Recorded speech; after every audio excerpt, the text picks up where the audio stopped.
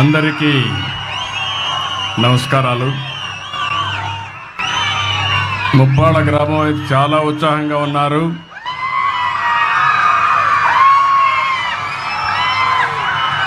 అయితే మీ ఉత్సాహం చూస్తూ ఉంటే నాకు అనిపిస్తుంది, నేను ఎంత చేసినా అది తక్కువే అవుతుంది. మీ ఉత్సాహం చూస్తూ ఉంటే, మీ అభిమానం చూస్తూ ఉంటే. ఎప్పటికప్పుడు తెలుగుదేశం పార్టీ ఒక వినూత్నమైన కార్యక్రమాలతో ముందుకు వస్తూ ఉంటాం. ఈరోజు మీరు ఒక్కసారి చూస్తే, ఈరోజు బాబు జగజ్జీవన్ రామ్ జయంతి, ఒక మహనీయుడి యొక్క జయంతి. ఏప్రిల్ నెలలో ముగ్గురు పుట్టారు. ఒకరు బాబు జగజ్జీవన్ రామ్ గారు, రెండోది రాజ్యాంగాన్ని రాసినటువంటి అంబేద్కర్ గారు, మూడోది మహాత్మా పూలే గారు. ఈ ముగ్గురు కూడా ఒక సామాజిక మార్పుకు శ్రీకారం చుట్టినటువంటి చరిత్ర పురుషులు. అందుకనే ఈరోజు నేను ఇక్కడికి రావడం నా అదృష్టంగా భావిస్తున్నా. ఇప్పుడే మీరు చూశారు, నేను ఒక ఇంటికి పోయాను. ఒక ఎస్సీ కుటుంబం ఇంటికి పోయి జగజ్జీవన్ రామ్ స్ఫూర్తితో ఆ కుటుంబాలని ఏ విధంగా ఆర్థికంగా, రాజకీయంగా, సామాజికంగా పైకి తేవాలనో సంకల్పం చేయడానికి ఆ ఇంటికి వెళ్ళానని చెప్పి కూడా నేను మీకు తెలియజేస్తున్నా.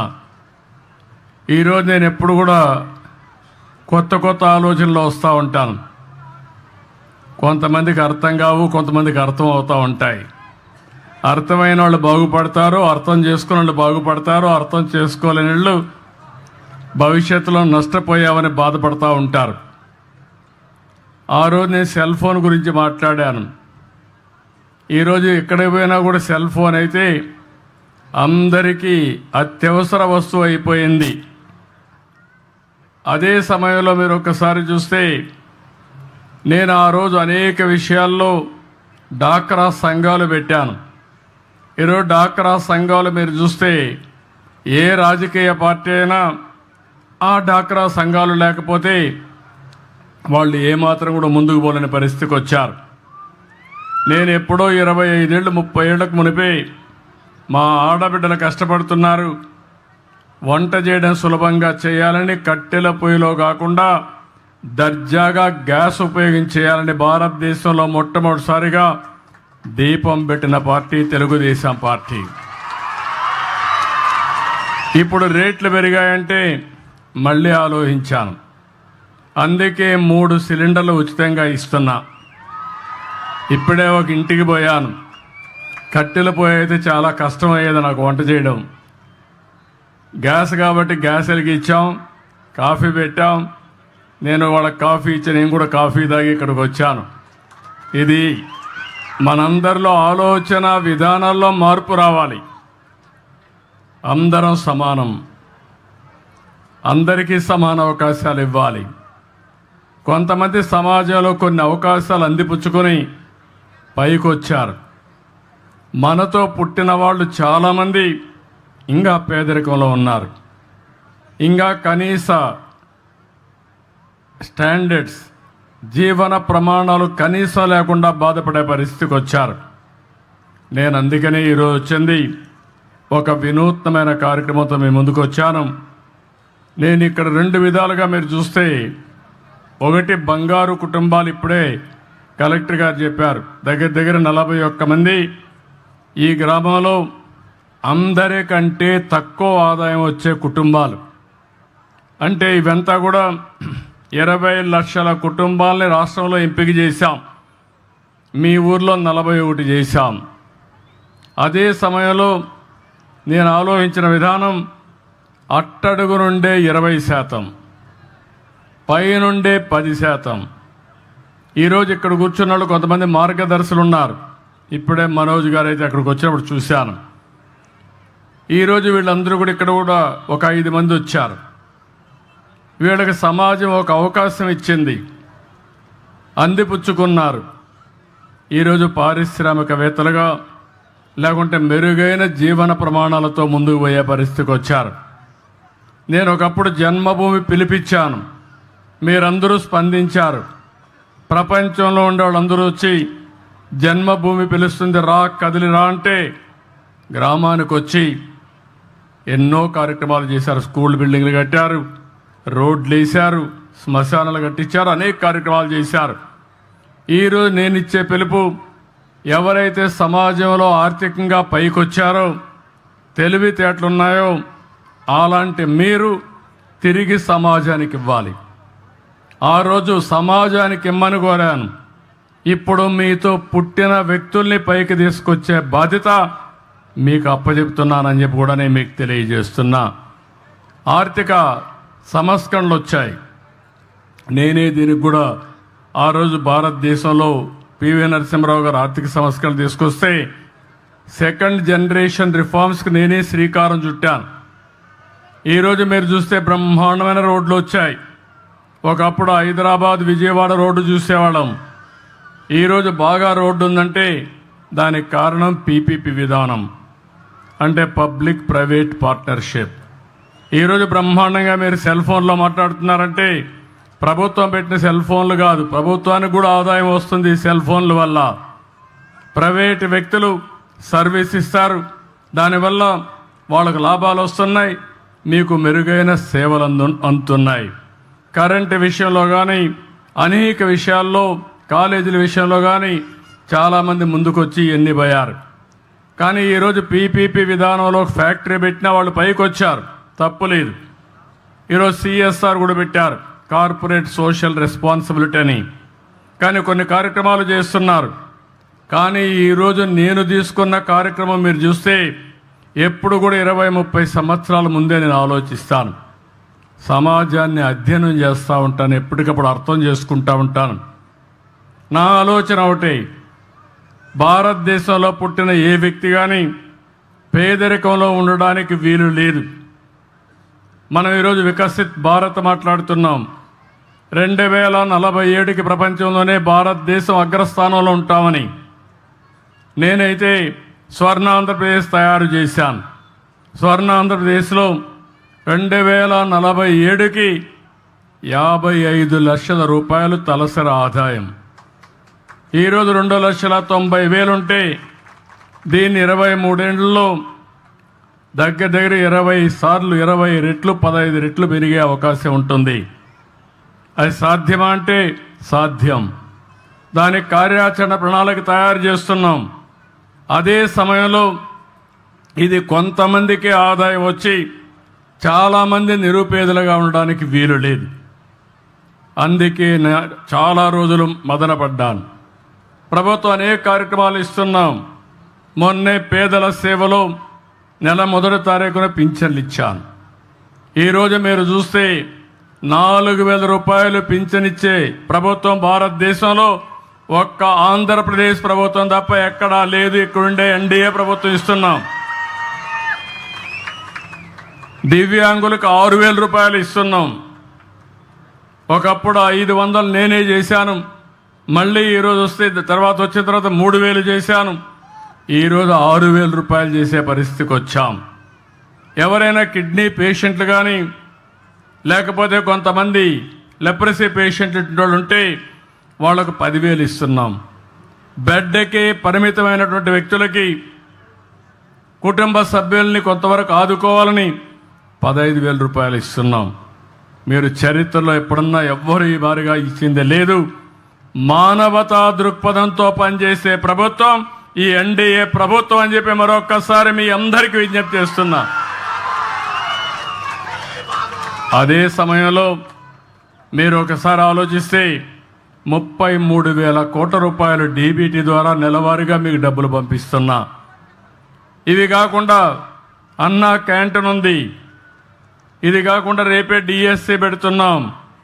ఇవి కాకుండా ఎస్సీలకు, ఎస్టీలకు, బీసీలకు, మైనారిటీ సోదరులకి అనేక కార్యక్రమాలని లోన్స్ ఇవ్వడం, స్వయం ఉపాధి కల్పించడం, అనేక కార్యక్రమాలు చేస్తున్నాం. దీపం 2 ఇచ్చాం. రేపు మే నెలలో మళ్ళీ అందరికీ చెప్తున్నా, తల్లికి వందనం కింద ఎంతమంది పిల్లలుంటే అంతమంది పిల్లలకి ఇస్తాం. ఇప్పుడిప్పుడే జనాభా తగ్గిపోతూ ఉంది. కనీసం ఒక కప్పులు ఎవరైతే భార్యాభర్త ఉన్నారో 2 పిల్లల కంటే తక్కువ కాకుండా 3 కంటే సంతోషం. కనీసం 2 ఉండాలి. లేకపోతే జనాభా తగ్గిపోతే ముసలి వాళ్ళ సంఖ్య పెరిగితే ఈరోజు అభివృద్ధి చెందిన దేశాల్లో జనాభా లేకుండా అవస్థపడే పరిస్థితికి వచ్చారు. ఆ పరిస్థితి మన దేశానికి రాకూడదు అనేది నా ఆకాంక్ష. దానికి కూడా మీ సెక్రటరీ ఏం ఎక్సర్సైజ్ చేశారో తెలియదు, ఈ ఊర్లో కలెక్టర్ గారు ఏం ఎక్సర్సైజ్ చేశారో తెలియదు. వీళ్ళు కూడా రీఓరియంట్ చేయాలి. వాళ్ళు కూడా అభివృద్ధి మాట్లాడుతున్నారు తప్ప భవిష్యత్తు గురించి ఆలోచించే పరిస్థితిలో లేరు. అదే సమయంలో అన్నదాత కింద రైతుకి ఇవ్వాల్సిన డబ్బులు కూడా 20,000 రూపాయలు ఇస్తా అన్నాం. కేంద్రం 6,000 రూపాయలు ఇస్తుంది. రాష్ట్ర ప్రభుత్వం 3 విడతల్లో 14,000 రూపాయలు ఇచ్చే బాధ్యత ఈ ప్రభుత్వానికి. ఇది కాకుండా మత్స్యకారులకు కూడా 20,000 చొప్పున జీవనోపాధి కోసం వాళ్ళకు కూడా డబ్బులు ఇస్తాం. అయితే ఆర్థిక వ్యవస్థ చాలా ఇబ్బందికరంగా ఉంది. ఇంకా డబ్బులు లేవు. 10 లక్షల రూపాయలు అప్పు చేసి వెళ్ళిపోయారు. అప్పు ఇచ్చేవాళ్ళు కూడా కనపడడం లేదు. వడ్డీ కట్టాలి, మళ్ళా అసలు తీర్చాలి, సంపద సృష్టించాలి, ఆదాయాన్ని పెంచాలి, సంక్షేమ కార్యక్రమాలకు పెట్టాలి, మళ్ళీ మీకు అమరావతి కట్టాలి, పోలవరం కట్టాలి. అదే సమయంలో ఏవైతే నేను చెప్పానో సూపర్ 6 కూడా అమలు చేయాలి. ఇది కొంచెం కష్టమైన పనే, కానీ ఇష్టంగా పనిచేస్తున్నా. కష్టమైన పని కూడా ఇష్టంగా పనిచేస్తే తప్పకుండా పరిష్కారం అవుతుంది, చేయగలుగుతామనే ధీమా నాకుందని చెప్పి కూడా నేను మీకు తెలియజేస్తున్నా.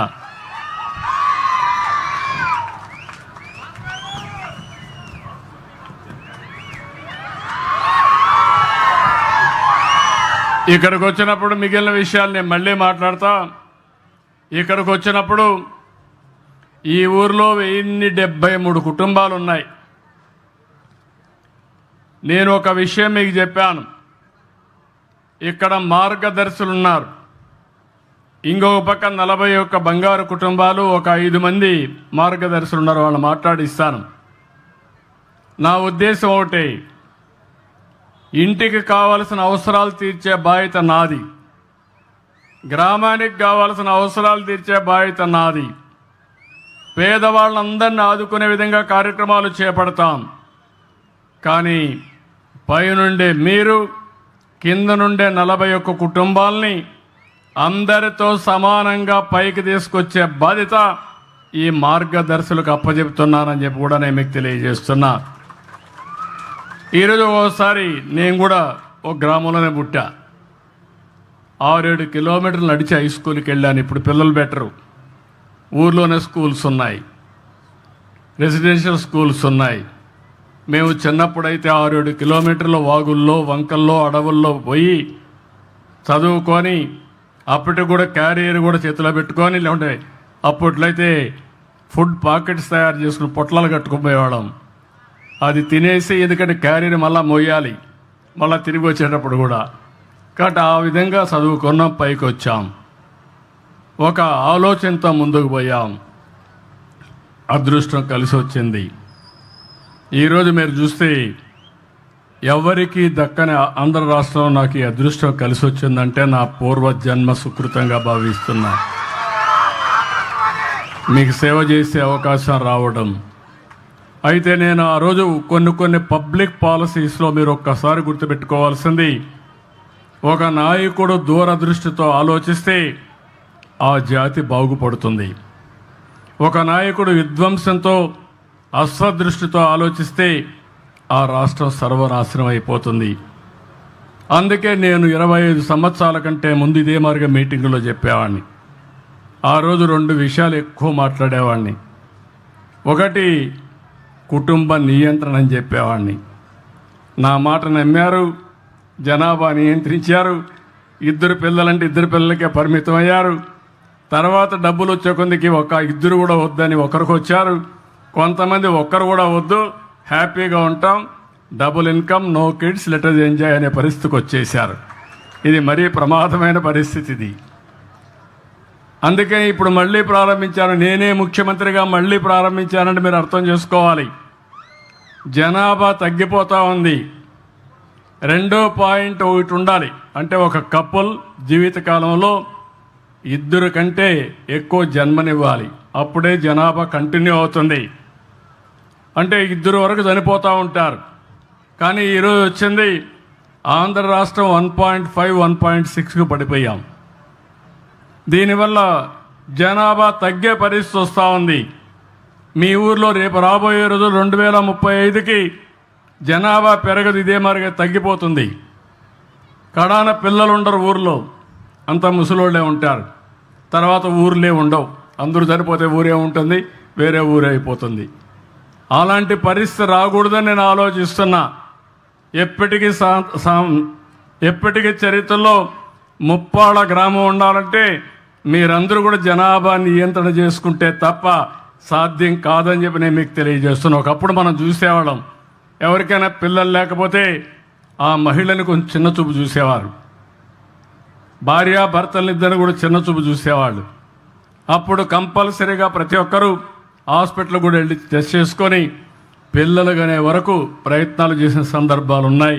ఈ విషయాలు మీరు గుర్తుపెట్టుకోవాలి. అది మనం చేయాల్సిన బాధ్యత మన మీద ఉంది. రెండో విషయం, ఆ రోజు నేను ఐటీ గురించి మాట్లాడాను. ఈరోజు మిమ్మల్ని అందరిని చూస్తే నేను గర్వపడుతున్నా. ఎన్నో ఏళ్ళు కాదు, 25 సంవత్సరాలు కళ్ళు మూసుకుంటే అయిపోయింది. 25 సంవత్సరాలు హైదరాబాద్ని మీరు చూస్తే ఏ విధంగా ఉందో మీరు చూశారు. హైదరాబాద్ అది ఆ రోజు నేను చూపించినటువంటి చొరవ, నా విజన్ అది. తెలుగు జాతికి ఒక మహానగరం ఉండాలి, ఉపాధి కల్పించాలని ముందుకు పోయాం, చేశాం. కానీ అదే సమయంలో తెలుగు వారిని ప్రపంచం మొత్తం ప్రమోట్ చేశాం ఐటీలో. ఈరోజు అమెరికాలో కానీ ఆస్ట్రేలియాలో కానీ ప్రపంచంలో అంతా కూడా తెలుగువారే నెంబర్ 1 తలసరి ఆదాయం. అమెరికాలో ఉండే అమెరికన్స్ కాదు, ఇంగ్లాండ్లో ఉండే బ్రిటిష్ వాళ్ళు కాదు, ఏ దేశం వెళ్ళినా తెలుగు వాళ్ళే ఎక్కువ తలసరి ఆదాయం. దీంతో సమానంగా భారతీయులు ఉండే పరిస్థితికి వచ్చింది. అంటే మీరు గుర్తుపెట్టుకోవాల్సిన ఒకటే, తెలివితేటలున్నాయి. ఇప్పుడే నేను రెసిడెన్షియల్ స్కూల్స్కి వెళ్ళాను. 9 మంది పిల్లలు నూతన ఆవిష్కరణలు చూపించారు నాకు. వాళ్ళు హైడ్రాలిక్ లిఫ్ట్ ఎట్టుంటుంది, లేకపోతే మొబిలిటీ ఏ విధంగా తీసుకోవాలి, ఆటోమేటిక్ మొబిలిటీ ఎట్లా తీసుకోవాలి, అదేవిధంగా మిర్రర్ రిఫ్లెక్షన్స్ ఎట్టుంటాయి, అవన్నీ కూడా నూతనమైన ఆవిష్కరణలు చూపించారు. పిల్లలు ఏ విధంగా ఉన్నారంటే మట్టిలో పుట్టిన మాణిక్యాలు మన పిల్లలు. చదివిస్తే ప్రపంచాన్నే శాసించే పరిస్థితి, ప్రపంచానికి ఇన్నోవేషన్స్ అందించే పరిస్థితిలో మన పిల్లలు ఉన్నారు. అలాంటప్పుడు నేను ఆలోచించింది 25 సంవత్సరాలకు వేసిన విజన్ ఈరోజు బ్రహ్మాండమైన ఫలితాలు వచ్చింది. ఇప్పుడు నేను ఆలోచించేది భవిష్యత్తు కోసం ఆలోచిస్తున్నాం. మనుషులమై పుట్టాం, ప్రతి ఒక్కరికి జీవన ప్రమాణాలు బాగుండాలి, మెరుగైన ప్రమాణాలు ఉండాలి. అందుకే నేను ఆలోచించింది సంపన్నమైన, ఆరోగ్యకరమైన, ఆనందదాయకమైన సమాజాన్ని నిర్మాణం చేయాలని నేను ఒక సంకల్పంగా పెట్టుకున్నాను. 2047కి ఇది అవుతుంది. కానీ కొన్ని కుటుంబాలు కొన్ని సమస్యల వల్ల, ఇంకా ఆర్థిక సమస్యలతో చాలా వెనుకుండే పరిస్థితికి వస్తున్నారు. వాళ్ళకి చేయూతనివ్వాలి, ప్రత్యేకమైన శ్రద్ధ పెట్టాలి. పైనుండే వాళ్ళు ఇంకా పైకి వెళ్తారు, సంపాదిస్తారు. మధ్యలో ఉండేవాళ్ళు కూడా చేసుకోగలుగుతారు వాళ్ళ తెలివితేటలతో. అట్టడుగున ఉండే 20% ఎవరైతే ఉన్నారో వాళ్ళకి అండగా ఉండాలని నేను నిర్ణయించుకున్నాను. అందుకే ఈరోజు ఒకటే పిలిపించాను. మొన్ననే తెలుగు ఉగాది, తెలుగు నూతన సంవత్సరం రోజున నేను ఈ కార్యక్రమానికి శ్రీకారం చుట్టాను. అందరినీ రమ్మన్నాను, దేనికోసం చేస్తున్నానని చెప్పాను. ఇప్పుడు ఏ ఊరు వచ్చినా, ఏ సచివాలయం వచ్చినా ఆ సచివాలయంలో అన్నీ కూడా ఎక్కడున్నాం, ఏమి చేస్తారు? ఈ ఊర్లోకి వచ్చినప్పుడు 40 కుటుంబాలు వచ్చినప్పుడు ఇంకొక పక్కన చూస్తే ప్రతి ఒక్క కుటుంబానికి కనీస అవసరాలు అన్నీ ఇస్తాం. ఈ ఊర్లో 1073 ఇళ్ళున్నాయి. ఇండ్లు లేని వాళ్ళు 64 మంది ఉన్నారు. నేను కలెక్టర్కి ఆదేశాలు ఇస్తున్నా, 64 ఇండ్లు శాంక్షన్ చేస్తాం. ఇమీడియట్ కట్టుకోమంటాం. ఇంటి జాగా లేకపోతే ల్యాండ్ ఎక్విజిషన్ చేస్తాం. ప్రతి ఒక్కరికి గ్రామీణ ప్రాంతాల్లో 3 సెంట్లు ఇవ్వాలని, టౌన్లో 2 సెంట్లు ఇవ్వాలని తెలుగుదేశం పార్టీ ఒక ఆలోచన పెట్టుకొని, అదే మరి ఎన్డీఏ ప్రభుత్వం ఒక ఆశయంతో ముందుకు పోతున్నాం. ఇంకో పక్కన టాయిలెట్లు నేనే ఆ రోజు ఆత్మ గౌరవంతో కట్టాం. ఇంకా కొంతమందికి లేవు. 1061 మందికి ఉన్నాయి, 11 మందికి లేవు. నెల 2 నెలల లోపల 3 నెలల లోపల ఈ 11 టాయిలెట్లు కట్టించే బాధ్యత కలెక్టర్కి అప్పచెబుతున్నానని చెప్పి కూడా నేను మీకు తెలియజేస్తున్నా. ట్యాప్ వాటర్ ప్రతి ఒక్క ఇంటికి నీళ్లు ఇవ్వాలని, అది కూడా అష్యూర్డ్ వాటర్ ఇవ్వాలని, రిలయబుల్ వాటర్ ఇవ్వాలని దీనికి పెట్టుకున్నాం. 850 మందికి మాత్రం ఉన్నాయి, 223 లేవు. దీనికి కూడా టైం బౌండ్ ప్రోగ్రాం పెట్టుకుని ఇమ్మీడియట్గా డబ్బులు కావాలంటే ఇమ్మీడియట్గా ఇస్తా. 100% నీళ్లు ఇచ్చే బాధ్యత, ఇంటి దగ్గర కొళాయి ద్వారా నీళ్లు ఇచ్చే బాధ్యత ఈ ప్రభుత్వం తీసుకుంటామని చెప్పి కూడా నేను మీకు తెలియజేస్తున్నా. ఇంటింటికి కరెంటు 1073 మందికి కరెంట్ ఇచ్చాం. అంతేకాకుండా ఎస్సీలకు ఎస్టీలకు 200 యూనిట్లు ఉచితంగా కరెంట్ ఇస్తున్నాం.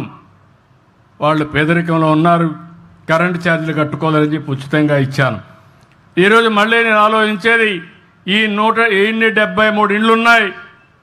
దీనికి ఎస్సీలందరికీ 2 కిలోవాట్లు అంటే 240 యూనిట్లు కరెంటు ఉత్పత్తి చేసుకునే విధంగా మీ ఇంటి మీదనే కరెంటు ఉత్పత్తి చేసుకోవడానికి రూఫ్ టాప్ సోలార్ ఇస్తాం. దానివల్ల మీకేంటంటే కరెంటు ఛార్జీలు కట్టే పరిస్థితి శాశ్వతంగా ఉండదు. మెయింటెనెన్స్ కూడా మీకు సంబంధం లేదు. ఒక ఏజెన్సీని పెడతాం, వాళ్ళే మెయింటైన్ చేస్తారు. ఒకవేళ మీకు కరెంటు మిగిలితే తిరిగి గ్రిడ్కి ఇస్తే ₹2.09 చొప్పున మీకు డబ్బులు కూడా ఇస్తారు. రాత్రిలో కరెంటు ఉత్పత్తి కాదు కాబట్టి మీరు ఇచ్చిన కరెంటు తిరిగి మీరు వాడుకునే అవకాశం ఉంటుంది. ఒకవేళ మీరు తక్కువ కరెంటు వాడుకుని ఎక్కువ ఉత్పత్తి చేస్తే దానికి ఎన్ని యూనిట్లు ఉంటే అన్ని యూనిట్లకి ₹2.09 చొప్పున మీ అకౌంట్లో డబ్బులు వేస్తానని చెప్పి కూడా నేను మీకు తెలియజేస్తున్నా. మీరు ₹1 కట్టక్కర్లేదు, మీ ఇంటి మీద ప్యానల్స్ పెట్టుకుంటే చాలు. రెండోది, బీసీలకు కూడా నేను ఒకటే విజ్ఞప్తి చేస్తున్నా, మీరందరూ పెట్టుకోండి. మీరు పెట్టుకుంటే 2 కిలోవాట్లకి దగ్గర 20,000 అదనంగా సబ్సిడీ ఇస్తాం. ఒకవేళ మీరు 3 కిలోవాట్లు పెట్టుకుంటే 360 యూనిట్లు తయారు చేసుకుంటే దగ్గర అదనంగా 78 + 20 ₹98,000 మీకు సబ్సిడీ ఇస్తాం. మిగిలింది మీరు పెట్టుకుంటే కరెంటు ఛార్జీలు కట్టే పని లేదు. ఒకవేళ మీరు మిగులు కరెంటు వస్తే గ్రిడ్కి ఇవ్వండి, తర్వాత మీకు తిరిగి కరెంటు కావాలంటే ఇస్తాం. అవసరమైతే అది కొనుక్కొని డబ్బులు కూడా ఇస్తామని చెప్పి నేను మీకు తెలియజేస్తున్నా. ఇది కాకుండా గ్యాస్ అయితే అందరికీ ఇచ్చాం, 1073 మందికి ఉంది. ఇది శుభవార్త. ఇంకో పక్క ఇంటింటికి ఇంటర్నెట్ కూడా ఇవ్వాలని, మీరు ఇంటర్నెట్ ఇస్తే ఇంటి దగ్గర కూర్చొని పని చేయాలంటే పని చేయడం, కానీ మీకు ఏ మెసేజ్ ఇవ్వాలన్నా ఈజీగా ఇచ్చేట్టుగా ఇంటర్నెట్ కనెక్షన్ కూడా పెట్టాం. 164 మందికి ఉంది, 909 మందికి లేదు. దీన్ని కూడా ఒక టార్గెట్ పెట్టుకొని ప్రతి ఒక్క ఇంటికి ఇంటర్నెట్ ఇప్పించే బాధ్యత నాదని మరొక్కసారి మీ అందరికీ హామీ ఇస్తున్నా. అంటే ప్రతి ఒక్క ఇంటికి ఇంటి జాగా, ఇల్లు, మరుగుదొడ్డి, కొళాయితో నీళ్లు, కరెంటు, ఇంటిపైనే కరెంటు ఉత్పత్తి చేసుకుని రూఫ్ టాప్ని, గ్యాసు, అదే మాదిరిగా ఇంటర్నెట్ ఇచ్చే బాధ్యత తీసుకుంటాం. అగ్రవర్ణాలు కూడా హామీ ఇస్తున్నా. 3 కిలోవాట్లకు 78,000 ఇస్తాం. మీరు పెట్టుకోండి. కరెంటు ఛార్జీలు కట్టే పరిస్థితి లేదు. మీరు ముందుకు వచ్చి మీ పొలంలోనే ఒక పంప్ సెట్ ఉంటే దానికి సోలార్ పెట్టుకుంటే ఉచితంగా పెట్టిస్తాం. అక్కడ ఉత్పత్తి చేసిన కరెంటు మీరు వాడుకొని మీ ఇంటికి కూడా వాడుకోండి, మీ ట్రాక్టర్కి కూడా ఛార్జ్ చేసుకోండి, మోటార్ బైక్ కూడా ఛార్జ్ చేసుకోవచ్చు, కారుకు కూడా ఛార్జ్ చేసుకోవచ్చు. అంటే రాబోయే రోజుల్లో ఎక్కడికి పోవాలన్నా ఖర్చు లేకుండా దర్జాగా పోయే విధంగా మిమ్మల్ని తయారు చేయాలనేది నా ఆలోచన అని చెప్పి కూడా నేను మీకు తెలియజేస్తున్నా. ఇవి చేయడం, ఆలోచనలు తేవడం నా బాధ్యత, దాన్ని అందిపుచ్చుకోవడం మీ బాధ్యత. ఈ ఏడే కాకుండా గ్రామానికి సిమెంట్ రోడ్లు 19 కిలోమీటర్లు ఉంది, 4 కిలోమీటర్లు కావాలి. కలెక్టర్కి ఆదేశాలు ఇస్తున్నా, ఈ సంవత్సరమే 4 కిలోమీటర్లు పెట్టేస్తాం. అదే మరికి డ్రైనేజ్, ఇది ఒకటి సమస్య ఉంది, దీనికి ప్రత్యేకంగా నేను ఆదేశాలు ఇస్తున్నా. ఒక ప్రాజెక్టు తయారు చేయండి, 100% డ్రైనేజ్ కింద అండర్ గ్రౌండ్ డ్రైనేజ్ ఈ గ్రామానికి ఏర్పాటు చేసే బాధ్యత కలెక్టర్కి అప్పచెప్తున్నా. దానికి ఎంత నిధులు కావాలని ఇస్తాం, మీరు ఇమీడియట్ కంప్లీట్ చేయండి. అదే సమయంలో స్ట్రీట్ లైట్స్ ఉన్నాయి, 356 ఉన్నాయి. ఇంకో పక్క సాలిడ్ వేస్ట్ మేనేజ్మెంట్ కింద మొత్తం వేస్ట్ కాంపోస్ట్ ప్లాంట్ అప్పుడే పెట్టా, ఇంటింటికాడ చెత్త కలెక్ట్ చేస్తున్నారు. దీనికి ఒక కాంపౌండ్ వాళ్ళన్నారు, అది కూడా శాంక్షన్ చేస్తాం, కట్టియాల్సిందిగా నేను కోరుతున్నా. అదే మరిగా లిక్విడ్ వేస్ట్, మురుగునీరు, దీన్ని కూడా మనం ట్రీట్ చేయాలి. 10 సోక్ పిట్స్ వచ్చాయి, ఇంకో 15 కావాలన్నారు, అవి కూడా శాంక్షన్ చేస్తాం, అవి కూడా కంప్లీట్ చేయించేయండి. అప్పుడు మీరు చూస్తే ఒక పరిశుభ్రమైన గ్రామం, ఇంటికి ఎన్ని అవసరాలు ఇచ్చాం, ఇంకా మీకుండేది ఆదాయాన్ని పెంచుకోవాలి, జీవన ప్రమాణాలు పెంచుకోవాలి. దానికోసం ఇప్పుడు మార్గదర్శులు తెచ్చాను, బంగారు కుటుంబాలను ఐడెంటిఫై చేశాం, గ్రామాన్ని అభివృద్ధి చేస్తాం. 2047కి ఏ గ్రామం ఎక్కడుండాలనో, ఏ సచివాలయంలో ఏ కార్యక్రమాలు చేయాలనో ఒక నిర్దిష్టమైన ఆలోచనతో వస్తాం. టెక్నాలజీ ఉపయోగిస్తాం, ఖర్చులు తగ్గిస్తాం, ఆదాయం పెంచుతాం. నిరంతరం ఈ కార్యక్రమాన్ని చేయడానికి ముందుకు పోతాం. ఇది మీరందరూ అర్థం చేసుకొని ఊర్లో ఉండే వాళ్ళందరూ ఒకటే కోరుతున్నా, మీరందరూ కష్టపడుతున్నారు. నేను కష్టపడమని చెప్పడం లేదు, ఇష్టపడి స్మార్ట్గా పనిచేయమంటున్నా, తెలివితేటలతో పనిచేయమంటున్నా. ఒకప్పుడు మనం అందరం కూడా తెల్లవారుజామున 3 గంటలకు లేచి కపిల్ కోసం నీళ్లు తోడడం కోసం పోయేవాళ్ళం. అప్పుడు ట్రాక్టర్ లేకపోతే మడకలు కట్టేవాళ్ళు, నాగళ్ళు కట్టి దున్నేవాళ్ళం. ఆ రోజులు అయిపోయినాయి. ఇప్పుడు పొలం చుట్టూరు తిరిగితే ఆరోగ్యం బాగుంటుంది. మార్నింగ్ వాక్ అయితే పచ్చని పొలాల్లో మంచి గాలి పీలిస్తే మీ యొక్క లంగ్స్ ఏవి ఉన్నాయో అవి ఎక్కడ లేని శక్తి వచ్చి ఇంకా 4 రోజులు ఎక్కువ బతికే అవకాశం ఉంటుంది. ఆ రోజులు వచ్చేసాయి. ఈరోజు సెల్ ఫోన్ ఉంది, సెల్ ఫోన్ గవర్నెన్స్ తీసుకొచ్చాం. మీరు ఇక్కడ కలెక్టర్ ఉన్నాడు, కలెక్టర్ దగ్గర పోవాల్సిన పని లేదు. మీరే మెసేజ్ ఇస్తే దగ్గర 1000 సేవలు ఆన్లైన్లో ఇచ్చే బాధ్యత ఈ ప్రభుత్వం తీసుకుంటున్నాం. ఇప్పటికే 250 సేవలు ఇచ్చాం, రోజు రోజుకు పెంచుతున్నాం. ఇంకో పక్క ఎవరైనా కానీ యాక్సెస్ పెట్టుకోలేకపోతే ఏది కంప్యూటర్లో లేకుంటే వాట్సాప్లో ఆపరేట్ చేయలేకపోతే వాళ్ళు ఒకే మెసేజ్ ద్వారా కూడా ఇస్తే అది ఆర్టిఫిషియల్ ఇంటెలిజెన్స్ టెక్స్ట్గా కన్వర్ట్ చేసి పని చేసి మళ్ళీ మీకు కావాలంటే మెసేజ్ కానీ లేకుంటే ఆ డాక్యుమెంట్స్ మీకు పంపించే పరిస్థితి తీసుకొస్తాం. ఈరోజు అందుకని నేను చాలాసార్లు చెప్తున్నాను మీ అందరికీ, మనమందరం కూడా ఒక వినూత్నమైన సమయంలో ఉన్నాం. తెలివితేటలతో పనిచేస్తే కష్టపడవలసిన అవసరం లేదు. సంపద సృష్టించడం పెద్ద కష్టమైన పని కాదు. ఈ విషయం మీరు గుర్తుపెట్టుకోవాల్సిన అవసరం ఉంది. ఇప్పుడు ఇక్కడికి వచ్చినప్పుడు ఈ 41 కుటుంబాలను నేను ఎప్పటికీ మానిటర్ చేస్తాను. నేను మాట్లాడే లాస్ట్లో 2 నిమిషాలు మాట్లాడతాను. ఇప్పుడు ఇక్కడుండే మార్గదర్శుల్ని బంగారు కుటుంబాలకి ఏం అవసరం ఉందో వాళ్ళ దగ్గర మాట్లాడిస్తా. అదైన తర్వాత మార్గదర్శులు మాట్లాడతారు. ఇద్దరు కలిసి ఏం చేస్తారో ఒక యాక్షన్ ప్లాన్ తయారు చేస్తామని చెప్పి కూడా నేను మీకు తెలియజేసుకుంటూ, ఇప్పుడు మైక్ వచ్చి బంగారు కుటుంబాలు 40 కుటుంబాలు చేలిపైకి ఎత్తండి. ఎంతమంది? 40 బంగారు కుటుంబాలు. ఓకే, ఆ 40 కుటుంబాలు ఉన్నారు. మార్గదర్శులు 5 మంది పైకి, 5 మంది 6 మంది ఉన్నారు. చేలిపైకి ఎత్తండి. మార్గదర్శులు 5 మంది ఉన్నారు. ఓకే, ఇప్పుడు మీలో ఒకరిద్దరు వచ్చి ఒక ముగ్గురు రండి, మీ విషయాలు చెప్పండి, ఇక్కడ ఎట్లా చేస్తే బాగుంటుందో చెప్పండి, మన వాళ్ళు రెస్పాన్స్ ఇస్తారు. మీరు ఒకరు